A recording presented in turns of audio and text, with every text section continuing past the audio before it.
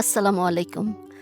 আজকে বেঁচে যাওয়া মাছ দিয়ে মানে রান্না করা মাছ দিয়ে মাছের কাটলেট তৈরি করব। তো সেজন্য একটু আলু লাগবে। আমি আলু সেদ্ধ করে নিয়েছি। এখন খোসা ছাড়িয়ে আম কাঁটা চামচ দিয়ে একটু ম্যাশ করে নিব।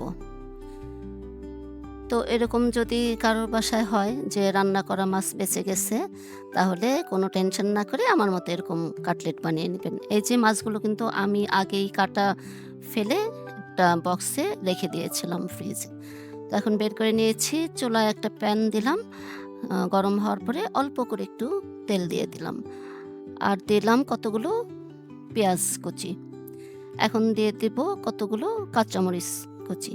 এটা আসলে পরিমাণ বুঝে টা দিলেই হবে। তো পেঁয়াজ কাঁচামরিচটা একটু নেড়ে এখন দিয়ে দিব আদা কুচি। তেলটা একটু কম মনে হলো তাই আরেকটু তেল দিয়ে দিলাম।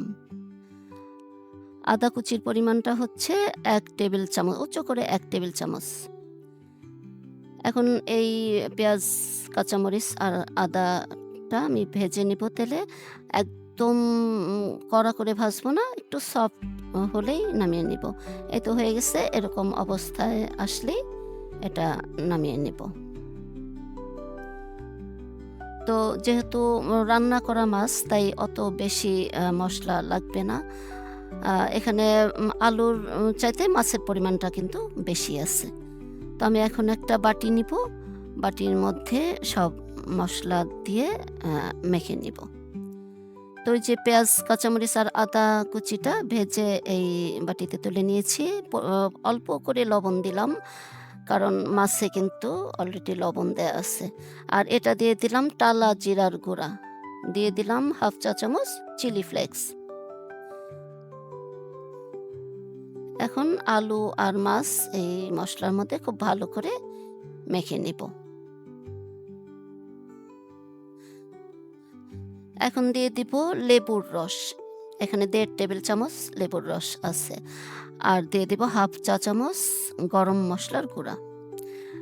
গরম মসলাটা চাইলে নাও দিতে পারেন, কারণ যেহেতু মাছ এটা, তো আমি গরম মসলা দিলাম। আবার চাইলে ধনিয়া পাতা কুচিও কিন্তু দেওয়া যেতে পারে। তো আমার মাখানো হয়ে গেছে, খুব ভালো করে মেখে নিয়েছি। এখন কাটলেটের শেপে সবগুলোকে করে নিব। তো যদি কারো বাসায় এরকম মাছ বেঁচে যায়, আসলে কি হয়েছে, বাসায় গেস্ট এসেছিল। তো মাছ রান্না করেছিলাম। মাছগুলো আসলে ওইভাবে খাওয়া হয়নি। অনেকগুলো মাছ বেঁচে গিয়েছিল। পরে আমি কি করব? আমি বললাম এই যে কাটলেটটা বানিয়ে ফেলি। আ ভালো স্ন্যাকসের কাজ হয়ে যাবে। তো তাই আমি কাটলেটগুলো বানিয়ে নিলাম। আর হচ্ছে এভাবে কিন্তু ফ্রোজেন করেও রাখা যাবে। ডিপে রেখে দিলে অনেকদিন পরেও কিন্তু এটা ভেজে খাওয়া যাবে। তো এই যে আমি কাটলেটের শেপে, যেহেতু কাটলেট তাই এরকম কাটলেটের শেপেই পাতলা, পাতলা করে সবগুলোকে বানিয়ে নিব।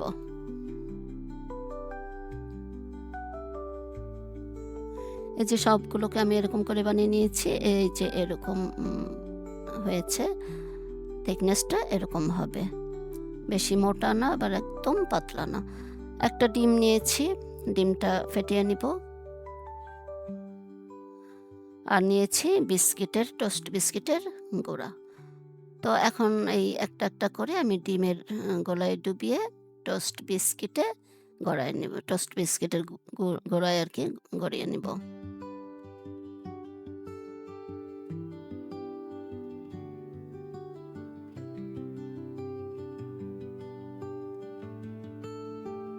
মাছের কাটলেট তো সবাই বানাতে পারেন। আসলে যদি রান্না করা মাছ অনেক সময় বেঁচে যায়, তাহলে ওইভাবে আফসোস না করে এরকম করে বানিয়ে নিলেই আ খাওয়া যাবে। ভালো স্ন্যাকস হিসেবে চায়ের সাথে তো দারুণ লাগে খেতে।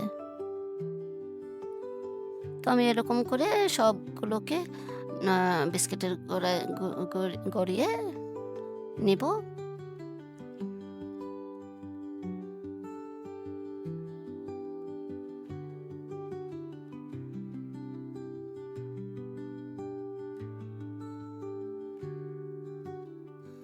হয়ে গেছে আমার সবগুলো রেডি করা।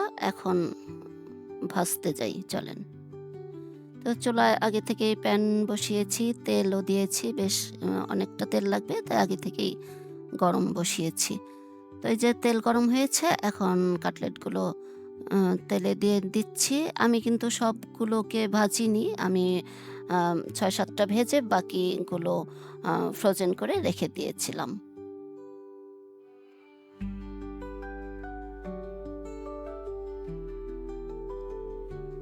তো এই যেরকম গোল্ডেন কালার করে ভাজা হয়, সেভাবেই সুন্দর করে ঘুরিয়ে, ঘুরিয়ে আমি গোল্ডেন কালার করে ভেজে নিয়েছি। এটা খেতে কিন্তু ভালোই হয়েছিল।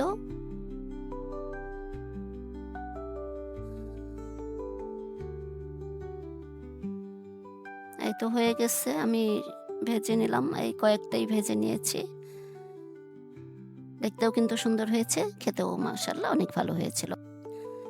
তো সবাইকে বলছি, আমার চ্যানেলটা যারা এখনো সাবস্ক্রাইব করেননি তারা আমার চ্যানেলটা সাবস্ক্রাইব করে দিবেন, লাইক, শেয়ার, কমেন্ট করে দিবেন।